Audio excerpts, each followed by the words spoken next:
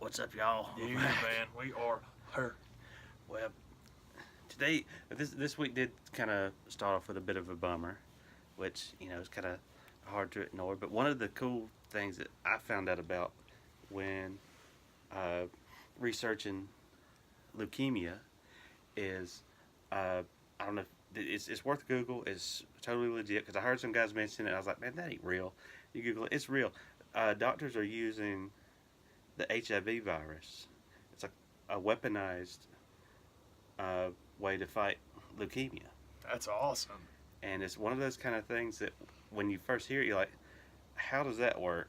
Because, okay, leukemia, cancer of leukocytes, white blood cells, and you're going to take the virus that attacks those. I don't pretend to understand it, but the fact is that it's happening. And it's one of those last resort type of ways of fighting it, but it's getting good results. Hey, man. Apparently, so it's kind of something cool to with all the bad news that we've heard about that this week. Some good coming out of it. So Totally, something to look at. Yeah, got on that subject, man. I got my tech colors on today, man, because it's quite the downer, but also, man, I'm just hoping Roman keeps his spirits up, and also my thing is it's stupid and it's selfish, but I mean this. Hopefully, it comes across as positively as I mean it. Now I got to keep my hand in WWE for however long it takes to start smelling the smoke about that comeback, because I want to hear that pop, man. Yeah, man. I can't wait. I already can't wait to have him back. Crazy. It's gonna be just him coming back. That's just gonna be awesome. So hurry back, 96. That's what's up. Here's to you. But we had to get together and watch the show tonight. Yeah, Flew us all over creation. it's all good. We're back in the studio. And I had all kinds of problems with. It wasn't problems with the network tonight. It was problems with my internet connection. It was was not ready for. Didn't plan for this. Yeah, the women's revolution was too much revolution for the cable company. It was running wild. No, I'm not ready. No. Running wild all over DirecTV. So we finally get the show on right in time to see what I wanted to see in the first place. Yes, sir. So had all kind of fun watching the show. That I think maybe it was a good thing. That it got kind of overlooked. So that way they could kind of do a little bit more of what people wanted to see. So what was it? We kicked off. It was the 6-woman, with the Riot Squad. Yeah, Riot Squad, and so they're just one of my favorite factions going. I had the stupidest thing. I was telling Jared, I had the dumbest thing about the Riot Squad. I like them because they all know what they're doing and they're all quite good. But one of the dumbest things about women's wrestling for me, it's not dumb about women's wrestling. My take on it is dumb. Is the Alexa Bliss Charlotte Flair starter kit, where so many people their ring gear is the exact same. And to be fair, if we're looking at like the evolution of pro wrestling, back in the day everyone wore the exact same thing, so it shouldn't be like that. But wrestling attire is like fashion in general, man. Women can wear anything, so I love it when you see people wear, like Nikki Cross is my favorite because it's so different. And for Pete's sake, man, Becky Lynch was doing for a while with like the shirts and the cut-off shirts and the shorts and all that. I love all that, anything that's different.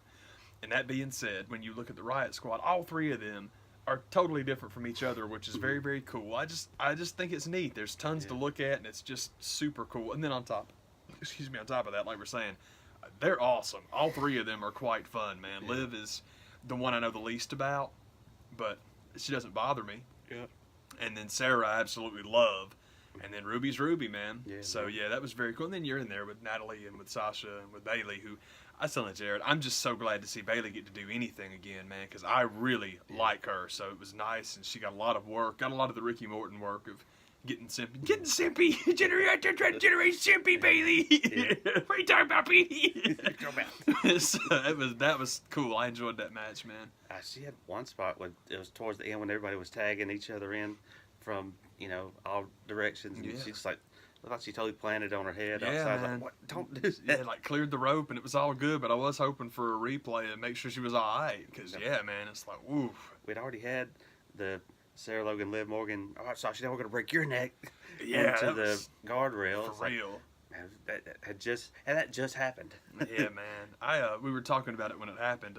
I love when they don't have the jumbotron corner post because you can do that cool Sami Zayn Bailey Dive through sliding drop kick. Bottom rope. And it looked real cool, and she went for it, and then she went for another one, and they wound up hanging her up, and Sarah Logan came in and did that sit-out drop kick in the ring, and they just timed that awesome. It was real sweet looking, and that was like right when we got it when it came on. So, man, it's like, dude, we're kicking this. Man, first thing we see, this is great. Heck yeah. So that was really cool. I'm totally with you. I enjoyed the crap out of that match, and I'm glad DirecTV caught up. I was like, okay, we can have women's pay-per-view. Okay. Thank you, DirecTV. I'm the editor. I'm the editor. I was starting to wonder if maybe the WWE network could see. We noticed you downloaded the Fight app, and we don't like that. No, so no, none sir. of our stuff's gonna work. No, sir. This won't do. I just picked a bad time for everything to just have to be restarted and go crazy a few times. It's all good, man. We got the recap later on, and it's like, I feel like I saw it. yeah, man. Glad Nia won. I'll speak for both of us. Both really glad that Nia won. That was cool. And so it's cool, man. Yeah, man. It was Shayna Baszler next. I think it was. I And didn't take. Kari, man, that crap was just stupid. Yeah, as soon as they got all they had to say was NXT, and we were in. Yeah. Mainly because I know we're both NXT guys, but also, man, just the two of them, like Jared was saying, like, man, this has been great both times I've seen it. I'm like, let's go, man. Yeah, Shayna, I knew nothing about except that she was Ronda Rousey's buddy, and I expected to hate her in the exact same way I expected to hate Ronda Rousey, and it's turned out that I really like really enjoy both of them for the exact same reason. They seem to take it seriously, and I really like it, man. I also love everything. I get Brock Lesnar's this jacked up huge dude. Man, Brock kill people. Why'd he die? Shayna Baszler has that look. Shayna Baszler. If Shayna was, if you need Nia Jax to get babyface sympathy, that's who you put her in the ring with. Because Shayna see the way she like carries herself, and it's like, yeah, she beat the crap out of somebody, man. And the size gap wouldn't matter. Yeah. If you want a babyface Nia Jax, man, that's her opponent. Yeah, Because man. I'd be concerned. Oh man, that was a few Come on, things, Nia. especially with. I think they're really playing up the Kari Sane flexibility. And like, let's see how much I can bend you in half, because there was some things I was like, I guess stop. Yeah, there were two that were nutty fight. I'm horrible about not knowing the names of anybody's moves, but the submission hold that she actually put on Baszler and stood her up on her face, that was very impressive, because it just looked like nutty core strength just to get up to make it look like that. But man, the freaking corner spot with the arm hold for that, that was sweet looking. Yeah. Oh my gosh, that looks so devastating, man. And it's like what you were talking about when we watched it, when it really felt like with the finish, it's like, okay, try to get away from me, see what we can do with this, and it looked like she was dying. Absolutely, we were discussing that like, you know, Angle used to talk about wrestling with Chris Benoit and how we kind of greenlight him to like really kind of roll with him. Now I'm not saying Benoit could have done it, but Angle said he could. Angle's like, man, if this guy trained, he'd have been an Olympian, no doubt. So he would kind of greenlight him to, man, when we're like chain wrestling, let's get after it. Yeah. And man, there was just some of the leg work that Shayna was doing at the end, like just getting the hooks in and stuff like that. It really looked like she had had fun with Kari and was like, nah, man, just do it for real. It'll look great, because it really did. It looked super good, man. Like, God, it was awesome, man. Yep. And we discussed it too. Getting the outside interference is quite smart, because I was telling Jared I had no idea what they were doing, because I'd heard, you know, the rumor that Shayna's going up has been going around forever. Jared actually dropped a different notion on me that I like way better. So I'm glad that Shayna won, so maybe she'll be around for a little bit longer. But getting the outside interference and keep that feud going, that was some classic stuff, man. It was cool. That was real cool. And also, that was something else we talked about during the show. I am horrible. I mean, downright horrible with the names of the other two horsewomen. I can tell you. I'm so bad. But the one who had the spot that was supposed to kick Kari in the face, man, that looked sweet. They timed that. It really, looked really sick. I loved it. They look like they've been working. Yeah. It was like, that looked good, man. Yeah. So I was really I'm with you. Super pleased. Both those were really awesome. Yep. I was, and it was one of those matches where I couldn't tell you which way they were going. I just knew, I hoped they would do the finish that they did. Yeah. Because I think that kind of gives her a little. There's still a ways to go before you get to the Rumble, which I think, though, if you're gonna bring Shane up, I think you bring her up to win that. Yeah, and they may do that, they may not. But that's my idea. That's a really good idea. I like that. I hadn't thought of it at all till you said it. I'm like, why not? like Why not this. do that? Yeah, So, man. It's a good several month reign for her to have her not drop it at all and just have her show up and be the NXT champion in the Rumble and win the thing. I'd love it, man. That'd be awesome. Yeah. And then, so that's what, if they come up with something better, then by all means do it. But I don't know if they will. I can dig it, man. And so from there, you have Becky Lynch and Charlotte. I'm pretty sure that was the next one. Was just, too good. It really was. Yeah, really, really good. And I think a lot of people, had this idea that would be the main event, and they showed that it should have. I think, but nonetheless, it was as far as I was concerned. Yeah, it definitely was. Like, we discuss that all the time, man. You can put anything you want to last on the show, and call it the main event. I understand that. It's the one that you sell tickets by and all that stuff, but let's be blunt. Yeah. Evolution was the main event. The fact that you were doing the show is what was selling tickets. But also, I can't tell you how few shows I have ever watched where the last match on the card is what I was watching for. Benoit Michaels and Triple H at WrestleMania 20 is about the only one. And that's cool. I think that's totally awesome. It's why we talk about the big old buffet that is pro wrestling, because I know what I want. And I think it's cool when other folks get what they want. And man, if you make a crap ton of money in the main event, there's no problem with it. Go ahead, that's cool. Yeah, and it's neat because it's like that all works. But yeah, Becky Charlotte is exactly what I was up for. And one thing we discussed, I was pleased they did the order with the way they did it, because I thought that the curtain call with everybody on the stage, I thought that would have been a cooler thing to do just for the in-house crowd. But if you're going to do it, you get the end and you have Ronda and Becky kind of cheering the belts, which is totally cool. But there's no way that you could have that last one a standing match and then have the two of them on the stage together. And it's dumb for me to say that, because I'm saying you could just drop all that kayfabe stuff anyway and bring them all out there. But it's cool, man. Ronda being your marquee, it's okay. I thought that kind of the same thing with the Riot Squad. That match was what it was. It was smart to interject Brie the way they did. I don't know what the commentary team was doing, because they honestly called that match like Nikki was the babyface, and I thought that was a terrible decision. But it was cool. The match was okay, and Ronda's really filling out this resume that shows she can work with everybody. It's sad that Nikki Bella's been around. Was on the Divas Revolution. She's been in the company for however long she's been in the company. And like we talked about with Alexa, it's on Ronda to get the good match. So that's kind of messed up. But that's our other idea, that we want to, whenever Alexa Bliss is greenlit to come back, I don't know what group you would put her with. I don't know how you would pull this off, but I think a good idea would be to have the Riot Squad run in and attack somebody, and then have Liv Morgan attack both of them. And it turns out it's Alexa Bliss dressed up like Liv Morgan, because I think if you didn't get the cameras really close, you could fool me. I think you could fool most people if you don't just do the tight focus shot. Like, that'd be awesome, man. Put the costume on her and get the hair just right. Yeah. And, it's just passable. I think you could totally pull that off. I'm like, God, that'd be neat.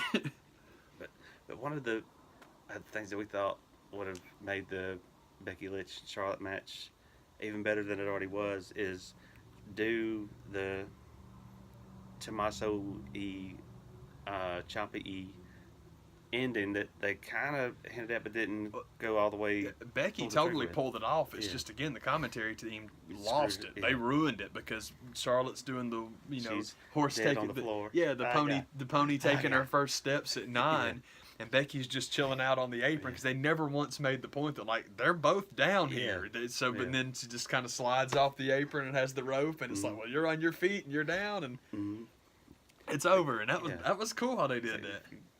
You set that up to such a degree to have the camera there and point that out. Yeah. Like, why not? Yeah, they got it. They absolutely performed it very well. I'm with you. I thought that whoever was telling the commentary team whatever to say really let them down really- because it's like, this is so much better. Yeah. Well, they screwed it up. Yeah, they're bad about that. The producers are bad about that stuff. I kill Michael Cole all the time because I hate the sound of his voice, but Yeah. a lot of the stuff I give him a hard time for saying. It's like they're even more scripted than the promos are. But excuse me, that's something that I'm hoping we might be getting a little bit more. And maybe if I watched every week, I wouldn't see it. But having just come in and seen the video packages, a lot more stuff seems a lot more organic, or a lot more lines sound a lot more organic now. Like, I thought that Becky's stuff with Edge was quite good, but I'm not, that insult comic stuff didn't do anything for me. But I just thought that it wasn't like, make sure you don't hurt your neck going back through there. You know, it wasn't like that. Yeah. She really said, there was a little bit of an edge to it, and it sounded more real, and I'm like, all right. Even like Rhonda's promo with Nikki, I thought was pretty doggone. Again, the content I don't care about, but the sound. Yeah. I was like, okay, this sounds really nice, man. Yeah. I'm not my problem I had with it when I first heard it was like, I feel like I've heard this before. I feel like I've heard sure. AJ Lee say it just a few short years ago. Yeah. And so, you know, you're studying good people, but I don't lift it that obvious. Yeah, seriously. You know. So, on the subject of AJ Lee, she's officially done forever now, right? If they weren't bringing her back for this one, she's never coming back. That's what it feels like, you know. I bring it up to go back to All In for a moment, because I was talking with somebody about All In, and man, it should have been CM Punk, and I'm like, I don't disagree. I think that CM Punk being at All In would have worked, but it's not that they didn't do it, or it's not that, oh man, what a missed opportunity. It really feels to me like that was the last opportunity. Yeah. And the main reason I say that is we've discussed before, man, Chris Jericho hanging out in Tampa and looking at all of these opportunities to really do interesting professional wrestling gigs that CM Punk doesn't want. That's why he let his contract run out, because he goes to New Japan just like they wanted CM Punk to do. And he feuds with Kenny Omega, and he feuds with the Bullet Club just like they wanted CM Punk to do. Then he shows up with Ring of Honor. Then he goes to Mexico. He does all that stuff that Punk could have done. But now you got Jericho doing it, and all of us, I'll say it on behalf of all of us wrestling fans, we're way better off that he's the one doing it.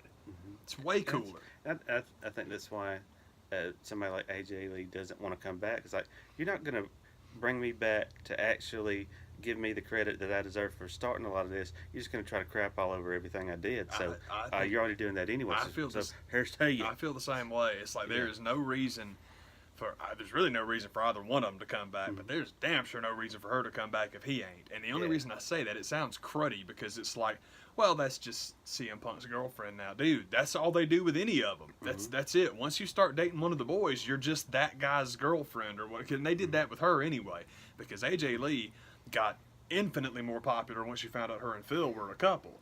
And y'all didn't talk about her work to begin with. So it sucks, man. But that I don't blame her. I think that's real cool. But that was the real point, was just that in this year alone, you've had like the last real decent opportunity, and that's okay. And it's all right. It's all good, because I think they're doing okay. And Punk, you don't need Punk back anyway, man, simply because, I'm a freaking jerk. But here's the deal. That guy had some feuds in Ring of Honor that were wonderful, and he had some matches in Ring of Honor and IWA that were really good. Most of his IWA stuff that was really good, he was in there with a guy named Chris Hero, so you know why those matches were good. And it's not that Punk ain't good. He is. It's just that his WWE stuff I was never impressed with, ever. So it's not like I'm begging for him to come back and work matches, and I already said, that insult comic promo stuff, it's just watered down Rock. You're all just trying to do the Rock shtick, and it's like, no, that guy kind of owns that. And you can try, but the Rock promo is not like the title Nature Boy. Buddy Rogers is Buddy Rogers, but then you gave it to Flair, and it all still worked. Yeah. And just cutting a Rock promo, it's not the same thing as it used to be. I don't think it is anyway. Maybe that's because I'm an old man, but that's okay, because I'm a pretty old man. Check me out. Look at this right here. Oh my gosh. Oh my gosh. Don't let this beautiful hairline and bone structure fool you. I'm old as crap. Man, this is it right here. Oh, who's that? Good Lord. Woo, woo. Goodness me. But that was the show. That was pretty much. I dug it a ton. Me too, A man. lot more than I thought I would. Me So too. that's nice to be able to say that at least. I agree. The 6-woman match was the nice big bonus, Mm-hmm. and it really shouldn't be that way because of the 6 people that were wrestling, you have, well, I want to get the numbers right. We've discussed Natalie Neidhart forever. Well over 50% as people I'm into. I think all 6 of them are Yeah. out of this world fantastic, Mm-hmm. but there's some people I'm really into and others. Sasha Banks, I guess, is the one I'm holding out on because, in my opinion, Sasha Banks is the biggest women's wrestling star they ever had, and they flushed that. I know that might sound crazy to some people, but holy crap, between her work on NXT and her merch when she first went to the big roster, I've never seen anything like that. Yeah. Maybe Rousey now, but they doubled as Roddy Piper t-shirts. But I'm telling you, I've never seen anything. I've never seen a bigger squandered opportunity than Sasha Banks. And she's not even the one that I like the most. It's just that was that spectacular, holy crap, ride this till you can't. And they didn't, and it's frustrating. Yeah. But pretty much everybody else. Natalie, we've always liked for a long time. Going back to the New Foundation days. What New Foundation? Heart Dynasty, Yeah. sorry. Heart Dynasty was so much fun. I loved Yeah. I loved that whole idea. And Davey Jr. is a guy I'm surprised doesn't get more talk when who's going to come back? Are they going to bring Cody back? Is Cody coming back? Are they going to bring Cody? And hey, I can see why they would want to. Yeah. I would be very surprised if if Cody and the Bucks let their contracts run out, they're coming back to WWE. I would be very surprised if it wasn't the rumor about them and Jim Ross and Jericho and all them folks doing their own promotion. I think that they've kind of seen what Billy Corgan has been able to do, That's and right. are gonna have a go of it as doing a show on the YouTube. Considering what being the Elite is, They're already doing it yeah, anyway. why on earth would they know? I'm totally with you. I think that's because I was talking with someone about that. Well, how do you go about TVs? It's the same thing whenever you listen to the playback on Cornette a year before there even was an All In. Well, you got to get a local promoter and you got to get local radio and you got to get tons of, and it's all good. It was just like basically everything he's doing for the breakdown is like, yeah, if it's 1983. Yeah. But it ain't like that anymore, man. So Things have changed. yeah, seriously. So this whole having to go and hat in hand beg a TV studio or a TV station to give you airtime, you do not have to do that anymore. And I'm with you on Billy. We talked about that whenever they started doing the whole Nick Aldis NWA Championship thing. Like, man, if they can get a working relationship and just go pick Billy's brain, because what they're doing with the YouTube show for the NWA is absolutely ingenious. So I love it. The money that you save in not having to go track down local TV, local promoters, local radio, you're gonna make that in a pro wrestling tees store. Yeah, man. On top of all that, I mean, I think it's a good way to see what they're doing and kind of learn what maybe even with what they've been doing, like maybe this is stuff we can improve on. Yeah. And they would be the guys that would be able to do it. So, use the way the world has changed to change it up and do. Oh, absolutely, man. And see what you can make a go with. I love it. I love the idea, and I'm totally good with it. I'm good with it for basically all fronts, as far as I understand. New Japan is still very much in the picture, primarily because, listen, man, the Elite, we're going to stick together. We're going to do everything together. That does not include Kenny Omega. Kenny is not included in any of that. Yeah, he's on being the Elite because he's their buddy. Kenny Omega, hey, man, if he's done with his New Japan contract in January, great, but I'd be very surprised. Yeah. All the rest of them, though, hey, man, but they still, keeping the connections with New Japan, still wanting to work there, all that stuff is cool. Ring of Honor, I think, has put themselves in a position that's really quite nice, or at least for the immediate future. The Jay Lethal defending basically what I want to get to is this. I love Jay Lethal, but Matt Taven as world champ, that's where we're headed. Yeah. And I would love if we could eventually get Matt Taven or The Kingdom versus Dalton Castle or Dalton and the Boys, but poor Dalton's body is just it's just really turned on him, because apparently he's been working with this guy, like, the Kurt Angle broken back thing, and it's just not letting him get back, and it sucks, man, because that guy's awesome, but man, you just you don't want Anybody that's got anything degenerative, like, nah, man, you take care of you. But at the same time, fantasy, Fire Pro World, the Kingdom versus the boys in Dalton Castle's awesome. That's fantastic, man. Anyway, sorry, got real sidetracked, but I'm very much with you. That's why I was pleased that they were going and doing anything with Billy to begin with, because it's like, yeah, man, what he's doing is a great idea. And so you take that idea and you add your cachet to it, man. That's a cool thing, man. Mm-hmm. And like a company like TNA or Impact tracking down what used to be the TV Guide channel just to get on TV, like why do that? I totally agree. Why would you do that? That doesn't make any sense at all, man. Yeah. And you don't need a studio either, because the deal, basically, if you think about like back in the day when Rob Feinstein or whatever his name is was doing the video shoots for Ring of Honor, and they put them out on DVD and then it's mail order. All that stuff was great. You can bypass even that now. Yeah. There's no reason why you shouldn't, because now it's no packaging, no marketing, none of that stuff, man. Just take the cameras and broadcast the stuff, man. Yes. It's awesome. Just get your video, tote it back, edit it, do your thing, stick it on there like, hey, man, this Tuesday on YouTube, tune in live. Or, I mean, if you want to do it live, you can. I'm still a big believer in taped television wrestling, because editing is not the worst thing in the world. Doesn't bother me. I don't care. I don't need to see every second of it, man. Yep. Anyhow, they got real sidetracked. But it's just such a neat time to be a wrestling fan. There's a lot of stuff, a lot of good stuff going on. And really, I can't say at every level, because WWE still lets me down way more often than they don't. But NXT is still them as well. So if they're getting credit for that, every level, because NXT is banging, wonderful, man. So I'm real cool. I'm happy with all this mess. Spitting out bangers. Bangers. So, do you want to get into Atlanta sports? Atlanta sports, heck yeah, man. It's been a good and fun and interesting week in sports in Atlanta. Yeah. Going back to my Joanna Whitey colors for a moment, my favorite day of the year, I know Tech Georgia is supposed to be a big deal, and it's supposed to identify, or it's supposed to define Tech fans. Georgia fans just had their big day on Saturday, and congratulations on that, because I tell all my people all the time, I might have said it on here before, and Jared's definitely heard it before, I am a rambling wreck from Georgia Tech. Coincidentally, also makes me a hell of an engineer. But when it comes to October and Florida and the University of Florida and the University of Georgia, I forget all of that, because more times than not, since we're not in the same conference, I honestly don't pay much attention to what's going on at Georgia. I know they're very good these days, but I don't really pay that much attention. But the one game every year that I love to see them win is the Florida game, because I don't like the University of Florida, and basically during our middle youth, teenage years, Florida just beat the crap out of them every year. And then they took it out on us, and it makes me mad. Yeah. But because of that, I'm very happy that they won. And also, they have an old dog coaching the team now.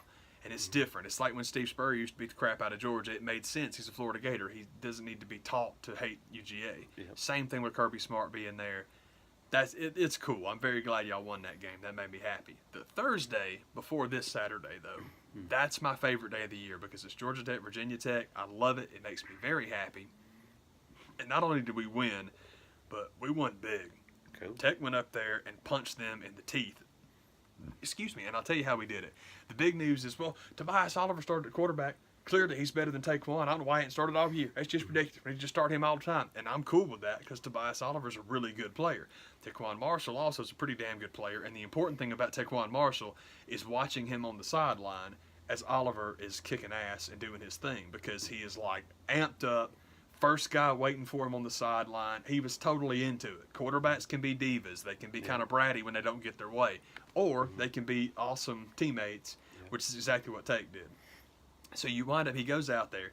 Man, he's 200 yards rushing as a quarterback. He's the first quarterback at Georgia Tech to do that since Taquan Marshall versus Tennessee last year. And I get it. It's, beginner's luck, their first game. That's not what I'm saying.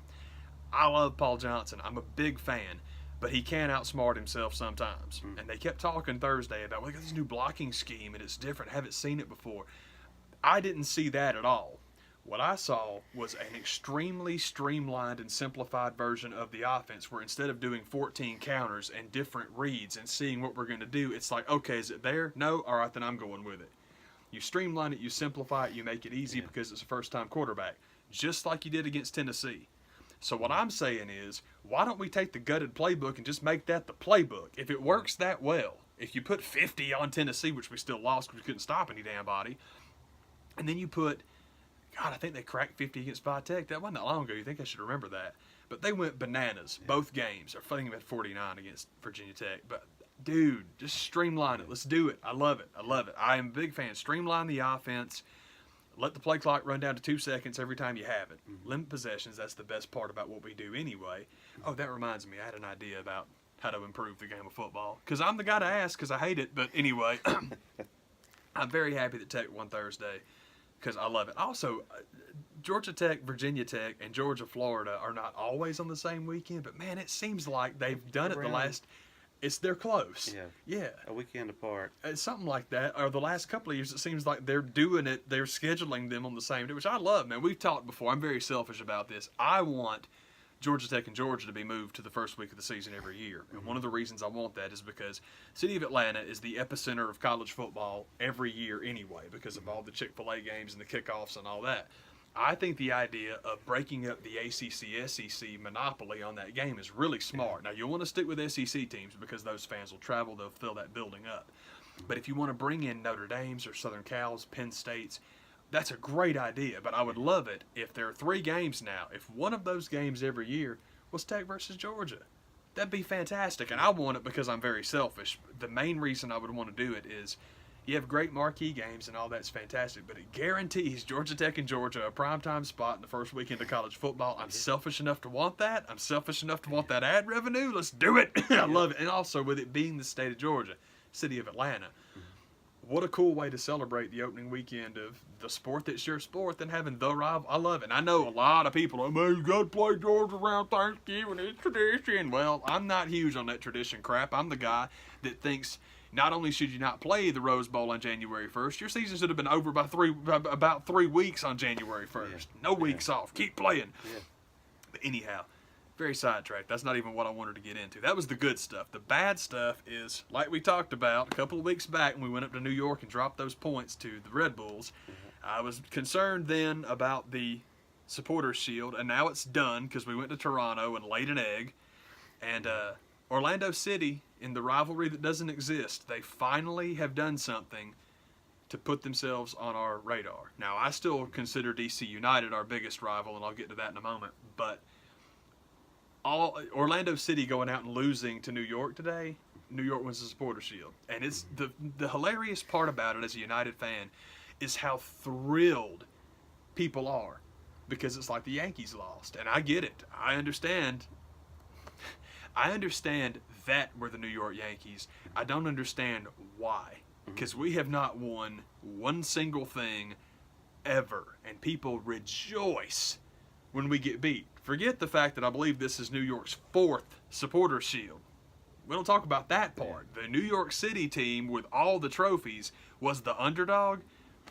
Yeah. Awesome. You're going to have to explain that one to me, man. Anyhow, United was very frustrating because they just played like crap.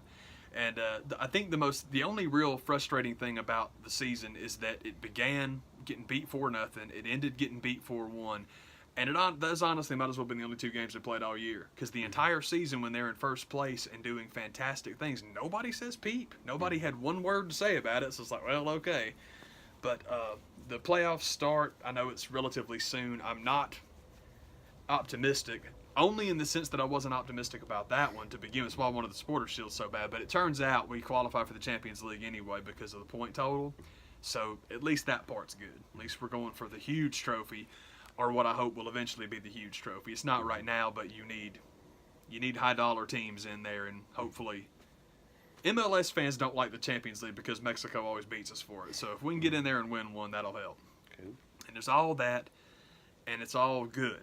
But the primary thing I want to talk about with Atlanta sports is this, and it all ties in together. And this is the part. I told the man I had something I had to say on the show but I've been saving it because unfortunately, usually when I say stuff, the man's already heard it 3 times by the time we press record. This is different. There was a video on this here YouTube channel about going down to the State Farm, and that over the course of our conversation and watching that video, it just, if y'all been watching the show, y'all know I was furious when the Hawks drafted Trae Young. I was absolutely furious because I love the Hawks. That was my favorite sporting endeavor, even over these guys, because I love them as I do. I can't sit and watch them because they give me heartburn. The Hawks I can watch get beat by 40, and I don't care. I enjoy them. I love them. And drafting Trae Young, I'm like, if we're going to be this one-man show and he's going to be jacking up 53s a game, this is going to suck because I just didn't think it would be a style of basketball I enjoyed. But after you went down to the Jake, I got so keyed up for Hawks basketball that the next game was the Dallas game. And fortunately, the Dallas game was on ESPN. I shouldn't say fortunately. I guess that's the good fortune is that one was really advertised because it's on national TV. But the fortunate part is that Fox Sports South runs it anyway, because sometimes ESPN gets exclusives and you never know how it works. Them not down on what channel they're on. Them not being exclusive with the NBA makes sense why they talk so much crap about the NBA. Because, dude, you've got Mike and Tony every day trying to tell you that all the point totals and the scoring in the NBA being up is bad for the league. Are you out of your mind? Who in the world are you selling that crock to, man? You get out of here. Anyway. But I got so keyed up for basketball, I needed to see my Hawks. And I tuned in to Fox Sports South and listened to Bob Rathman and Dominique Wilkins because they are fantastic, and it's way more fun to get. A good team. They are fantastic. And I watched them play Dallas, and I cannot tell you how thankful I am and how much I appreciate you doing that video, because that's what got me excited about the Hawks again. And, man, it took like 8 minutes, and we were getting killed in the first 8 minutes of that game. But it was just like coming home. And I'm like, this is my favorite sporting endeavor in the whole world. And I'm a complete numpty. I'm going to borrow Marty Skrull's word. A complete numpty for letting them draft somebody that I wasn't wild about throw me off. I was dumb. It's like, nah, man, you at least got to stick around and see what it turns into. And it's the same. New coach, new system, new everything. But it's not the one-man show. That's why I didn't watch the ESPN broadcast, because I know Luka versus Trae is all they were into. But, man, it was so enjoyable and so much fun. This is even fun pulling for him. He only made one play that ticked me off. He made the one unbelievable play where he's doing the handles thing and then falls backwards and chucks the thing over his shoulder, and it went in, and it gave him a lead. That was fantastic. But it's when he comes up the next time and tries to do it again. And my whole thing is like, just don't... I don't want Trae to turn into the leadoff hitter that hits the home run and then flies out his next 12 at-bats. It's like, nah, man, move that sucker around. But to be fair to him, at the beginning of the game, he came out and he threw up a couple of threes and missed one of them pretty badly, and one of them he just missed. Next play down, man, he pulls up for another one and just moves it along, finds the open guy, and I'm like, that's what I wanted to see. So it's completely unfair to the kid because I got tired of him on ESPN last year. And I think I've let the Baker Mayfield crap just compound how sick I am hearing about Oklahoma athletes. But it's like, man, I got this one really wrong because the team is still a lot of fun to watch. He contributes to it, not takes away from it. And I'd still be whining about him if you hadn't made that video. So I'm so glad you went down to Hawks Day and got me back into it, man, because holy crap is it fun. It's fun, man. It's one of those, the stadium is so freaking good looking. I really do look forward to going and watching a game. SmackDown is there Tuesday night. I doubt I'll go to that. If Bryce is right, I'll find out. But just going down there, and just that stadium is so good looking. Good, so good. Good. It's gonna be fun to watch games there. And then I watched them last night play the Bulls, and the funnest part of that was I didn't start watching until it was like right after halftime. I'm sorry. And it was freaking Dominique and Tom were both like, "Oh, these teams are ass." That was Bob, they all but came out and said that. Oh, these teams. It was rough, and I enjoyed it. I watched them last night too, and I enjoyed it. But man, they had this one exchange to go right with what Jared's talking about. Man, it was awesome because I can't remember his name, man. It's Jerome and Stinger are the guys they bounce to. It's the young dude that runs around on the corridor and does interviews. I can't believe I forgot his name, but he goes to a place, one of the eateries down there. Oh, the burger place. That looked good. Yeah, man. It was the Old Lady Crew. Yeah. And they have what they call the soul sandwich. And the soul sandwich is basically a chicken sandwich with macaroni and cheese and collard greens on it.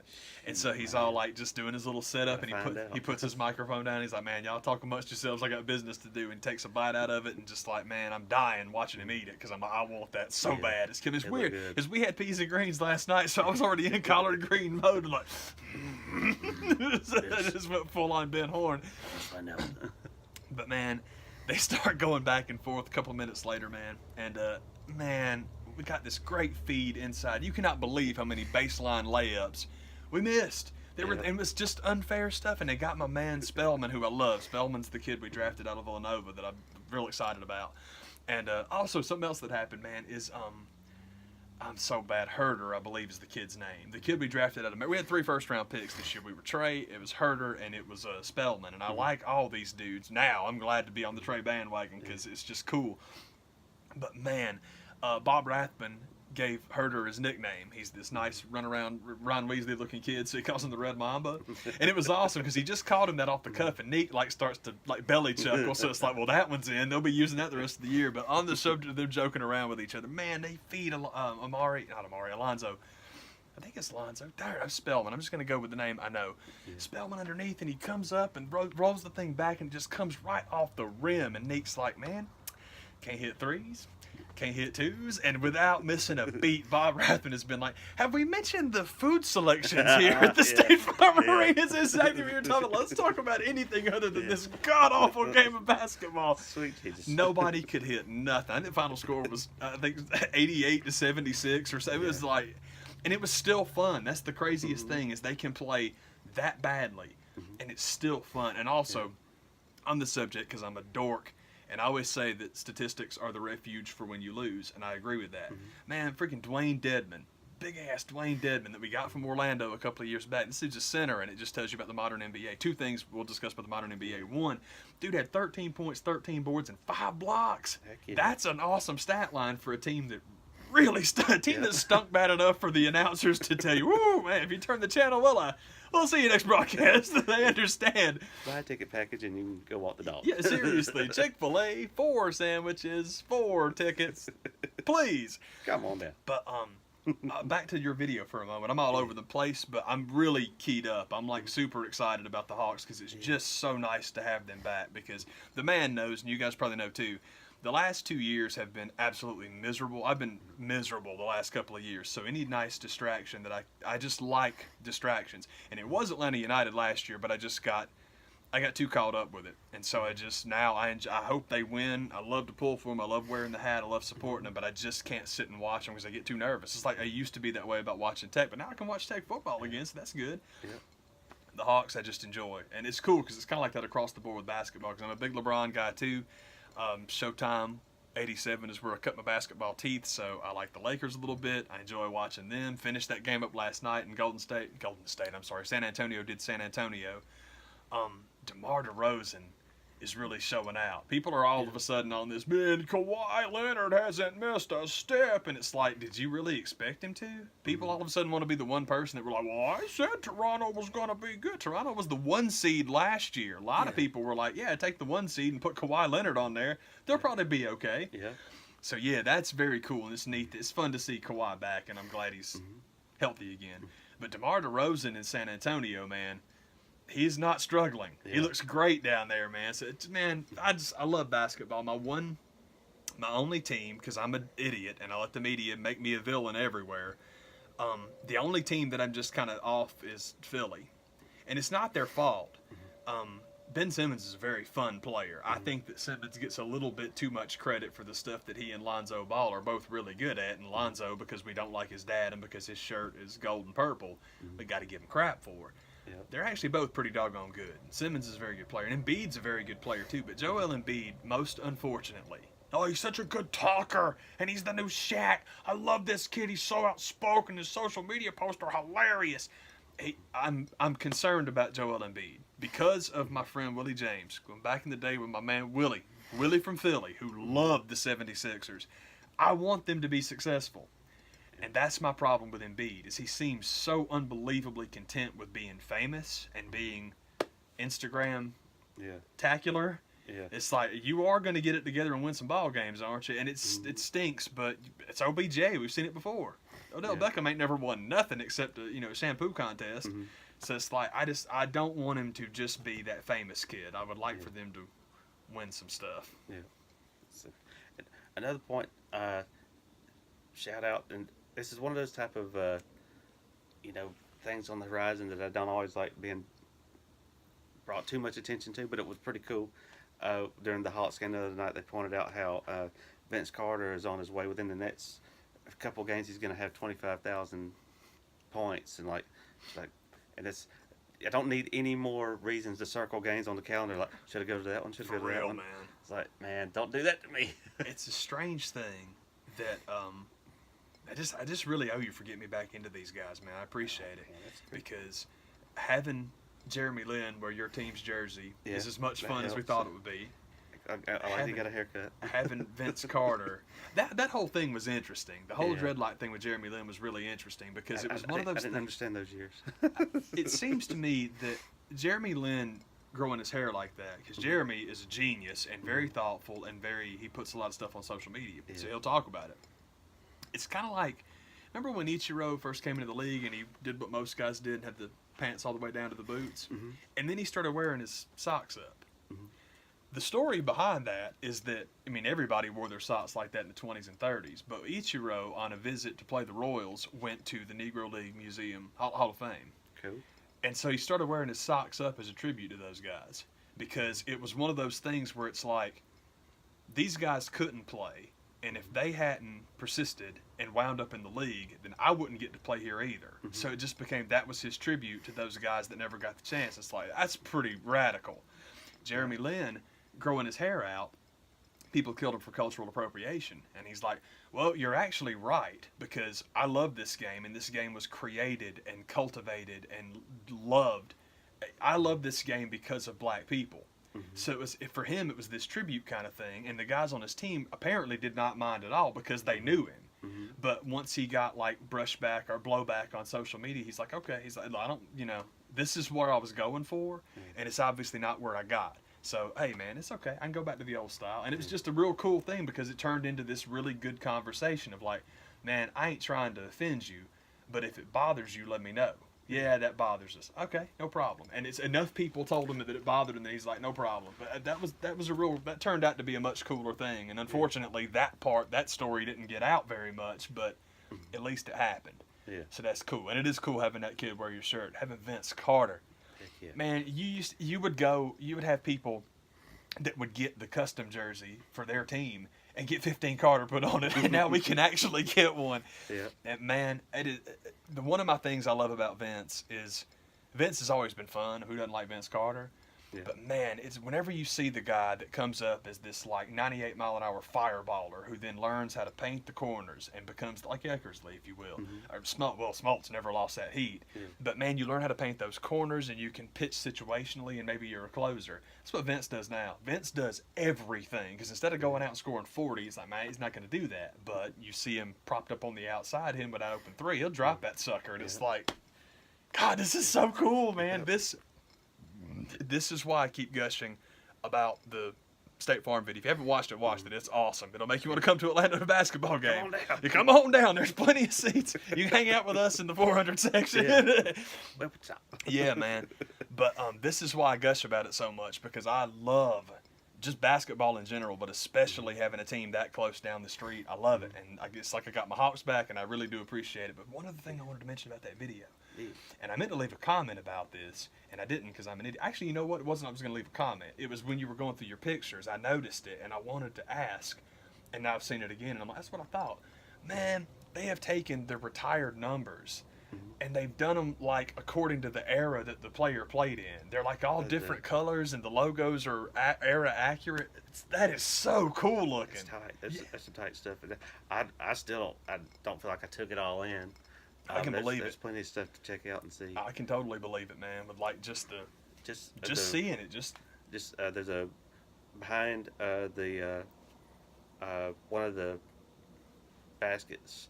There's a bar. Yeah. That is the Hawk-shaped bar. It's like, that's the coolest idea ever. I completely agree. Yeah. I love it. The barbershop and the bar and this dance club apparently, which is kind of nice. Yeah. But man, there's a top flight, top golf, whatever it's called, thing in there that I've always said that, like, I'm not a golf guy, but I could see going out and just trying to drive some stuff, and that's what this company's done. It's like, that's absolutely. They stole my good ass idea that I wasn't smart enough to. It's computer generated batting cages, yeah, which is such a good idea, man. Yeah. I love it. I'm with you. And golfing is, golfing is weird because I'm terrible at it too, but it's one of those things where I completely understand why people that like it because the first time you really catch one sweet, it's heroin, buddy. I totally understand, like you're talking about, just going out to the driving range all the time because, man, it feels good. Yeah. I don't know that I could even do it, but, I would give it a shot. We'll find out. Yeah, yeah, man. But I'm doing terrible with my Hawks broadcasters, but I just got back in there. It's the blonde lady. I don't remember her name, but she's one of the crew that they sent around all over the place, man. She was actually doing that the other day, man. Kept the heels on and everything. And of course, the one they put on the air was awful. Yeah. But they did a delayed one after she had taken a couple of practice swings. She cracked that sucker, and it's like, man. So I'm glad they aired it. It was cool they put it on, man. But it's good to have them back. It's just good to have basketball back, but specifically the Hawks, because I was cool. I mean, the Lakers are on like 67 times this year, man. I'm good with it. Good. I can't not do it now. Yeah. But man, having them Hawks back is sweet. And I'll tell you, I know it's early and like super quick, but the Kings are coming to town. Sweet. And I considered going to that one because the one game I really tried to go to last year was Phoenix, because Devin Booker, man, and now Phoenix has got some. They're not good, but. That Phoenix game, actually, if you're a Hawks fan and you watch that, you know what I'm talking about. That game was absolutely incredible, and it was. I posted a tweet about it at the time, and it was just about how watching the Warriors will tell you a lot about the NBA. It will. It absolutely will. LeBron will tell you about the NBA. But, man, you watch Phoenix and Atlanta, the teams that wound up picking number 1 and number 3 overall. Well, we had 3, and then we traded it for 5. But 1 and 3 overall, it was an absolute battle. It was so much fun, and I'm like, dude, if the game is this good at the lowest rung, that's all you need to know about what the association is. It is incredible, man. I love it. I think it's so cool, and that was East-West too, man, because the Western Conference is a bear trap. Oh, it's a bear trap. But I hope Pop and the Spurs make the playoffs. I think they will. I don't see why they will. I mean, I understand. You lose Manu and Tony and Kawhi in the same year. I get it. That's a hit. That sucker, Pop is just ain't nothing to mess with, man. I love certain basketball. Really, I like basketball coaches, period, because there's Phil, and I love Phil. We love Phil. Phil's the man, and Phil's so cool. Yeah. I love Krzyzewski too. Now, I wouldn't necessarily describe Krzyzewski as cool, but he ain't Bobby Knight either. But I would describe Mike Krzyzewski as the greatest team sports coach. I can't say in the history of the world because I ain't been alive that long, but in my lifetime, you better believe it. And the reason I say it is this: well, what Nick Saban, what an amazing! I don't care about that. That doesn't mean anything to me. Primarily because the guy that did all that PCS stuff before him then went to the next level and won a Super Bowl and a bonus and an NFC Championship to spare. So you can talk Pete Carroll or you can talk Nick Saban all you want to. He ain't caught up with Pete Carroll yet. That's just that. But as far as Krzyzewski's concerned, he ain't one at the NBA level either. Never done it. Yep. Until you look at that team that he took to the Olympics and the revenge game, the Revenge Bowl. And I think that's a part of Kobe's legacy that doesn't get talked about very much. Duke became the target destination for all the one-and-done kids over Kentucky. Oh, yeah, it did. And y'all know it. I don't know why I'm saying it like that. Some people around here like to pretend the SEC is the best at all things all the time, but that's just not the fact. But Kobe Bryant was going to go to Duke, and Kobe and Krzyzewski are like that. Yeah. So, man, Kobe's got some cachet, man. You find out Kobe was going to go there. You find out Kobe talked about him with the Olympic stuff, and then LeBron with the Olympics, and that's the same thing with Popovich. People love to give Popovich hell because he hates the media, but his players love him, man. People that love the game really get what he is. That's kind of cool. But my main thing with Krzyzewski is look at how long he's been around and how the game has changed. He's also the guy, to be blunt, that pioneered the D'Antoni 7 seconds or less, get out there, go, run, pass. There are some people, or there seems to be the sentiment that people think that is what led to the modern NBA. It's not. Duke basketball is what led to the modern NBA because Krzyzewski was coaching the Olympic team and was like, man, these Euros can shoot the lights out, man. Maybe that's what we should do. So you back away, and then all of a sudden this kid named Curry, Dell's youngest. Actually, I think Steph's the older of the two. But anyway, Dell's boy comes along and is dropping them from 35, 37, 40 like it's nothing, and you've got a whole league of shooters now, and it's like this was Krzyzewski ball back whenever, system quarterback was a thing before Tim Tebow. Well, live by the three, you die by the three. That was the thing until the Warriors came along. Yeah. But Duke was doing it first, and that's fascinating to me when you see guys that have really put their stamp on the game, particularly in that regard that it's very entertaining. It's very exciting. The scoreboards are going to break because of the point totals, Yep. but also you do it for the greater good in the sense that you bring European players into the league, you bring European eyeballs onto TV sets, and everybody winds up. It's fascinating. That's really interesting that you can just make things better for everybody. It's just it's such a good time to be a basketball fan. It's a very nice time to be back. And Trae Young, I'm an idiot. I never should have doubted you, man. I'm enjoying you, pulling for you. And yeah, he had a rough game against Chicago, but that's team effort, baby. We all had a rough game against Chicago. Yep. That's what's up. Yes. Have an awesome night, y'all. Thank you, brother. Whoa, they just